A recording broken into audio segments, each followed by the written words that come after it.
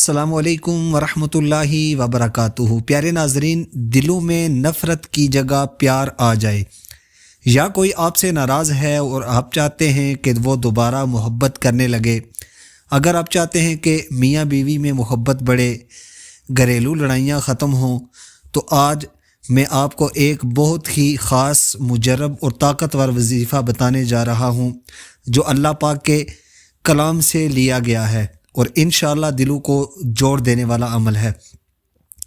اللہ تعالیٰ قرآن پاک میں فرماتا ہے وَأَلَّفَ بَيْنَ قُلُوبِهِمْ، یعنی اللہ ہی دلوں کو جوڑنے والا ہے۔ وظیفہ کیا ہے پیارے ناظرین؟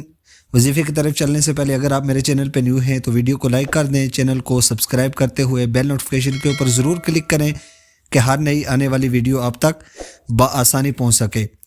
باوضو ہو کر کسی بھی وقت بیٹھ جائیں، سب سے پہلے 11 مرتبہ درود پاک پڑھیں، پھر یا ودودو یا لطیفو یا رحمانو، پھر سن لیں، یا ودودو یا لطیفو یا رحمانو 300 مرتبہ پڑھیں، اور پھر آخر میں دوبارہ 11 مرتبہ درود پاک پڑھیں۔ جس شخص کے لیے پڑھ رہے ہیں اس کا تصور کر کے دعا کریں۔ یہ عمل 3 دن، 7 دن یا 11 دن مسلسل کریں، انشاءاللہ دلوں کی دوریاں ختم ہوں گی، محبت پیدا ہوگی اور رشتوں میں سکون آ جائے گا۔